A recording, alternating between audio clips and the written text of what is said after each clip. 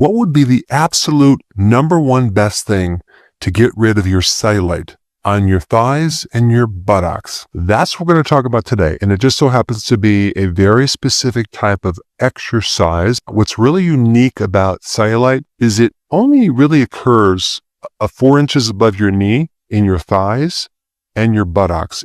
Cellulite does not occur in your stomach, arms, or breast tissue. What's even more interesting is really understanding what cellulite really is. If you were to kind of go into the tissue and look underneath the skin, you have this layer of muscle, then you have a fat layer, then you have a sheet of connective tissue that's called fascia. But what cellulite is a disruption of this connective tissue fascia, and then the fat kind of comes up, and then it becomes very, very unorganized. But the big question is why? What happened to that layer of connective tissue that's supposed to be there? Many people for many years had a confusion that cellulite was just a fat problem when it's really not. There's actually an enzyme that dissolves collagen, and there's too much of it. The primary trigger of that is going through your menstrual cycle. Because when you think about it, when you go through a menstrual cycle, you have to have this enzyme be released to create shedding of part of your uterus every single month. And so to create that shedding, you have this enzyme release that comes up, gets rid of the collagen, and then you grow back another layer. Well, that's all interesting, but now what do we do about it? Do we just start eating more collagen to get that connective tissue layer back? No, that's not going to remove the cellulite. In fact, what you want to do is you want to put back that connective tissue layer to keep everything nice and tight and toned. But if you just focus on losing weight without building the collagen, you're still going to have the cellulite. And if you start eating more collagen, it'll provide more collagen material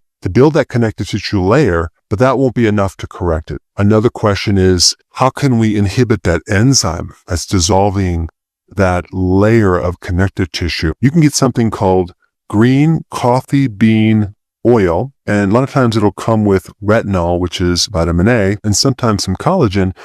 And that cream will help you a little bit in inhibiting that enzyme that's breaking down that layer. And sometimes they'll put green tea extract in there as well. The big question is, out of all the things that you can do, what is the most potent way to stimulate the formation and growth of that connective tissue? It's highly responsive to mechanical stress. If you mechanically stress your skin, your muscle, your ligament, in your legs and your buttocks, you will create a massive stimulation of new collagen. You don't want to just jump in this overnight. You want to gradually ease into it, because what I'm going to show with you is pretty intense, but it's very effective. Let me first give you some exercises that you would do to work up to what I'm going to tell you. We're trying to stimulate some new layers of connective tissue around your muscles and your fat to give some more shape and tone to your legs and buttocks. So there's 2 simple exercises that I'm going to recommend to start with. And this would be a combination of slow squats, like 4 seconds going down and then 2 seconds going up. And just do like 3 sets of 10 reps. Do that every day. And the other exercise I would alternate with would be step down lunges. You can do one leg at a time and then you alternate. But this will really target the buttocks, the thigh, and you can simply start off with 3 sets of 10 reps of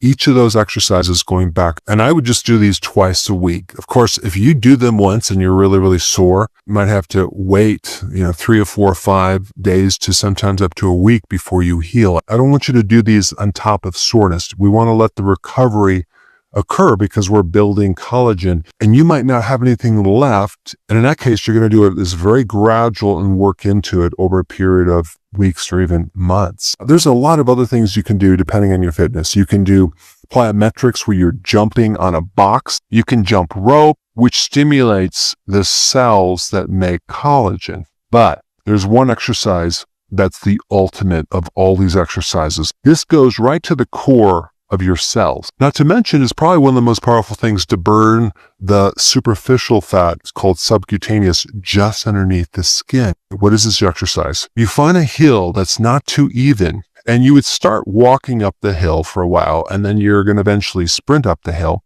What that's going to do, it's going to create an explosion in your stimulation for connective tissue because we're doing super high intense. We're pushing and we're pulling our body up, and not even on an even surface. It's not just a linear thing. You're kind of going side to side. And so your body has to do all this extra stabilization to be able to prevent you from falling over. You're trying to find areas to step off and push yourself up. This exercise will like create a serious burn on your thighs and your buttocks. And you'll only be able to go like 10 seconds at the very most. Why? Because you're flat out doing a high intensity type workout. So you run up as far as you can until your legs don't move anymore.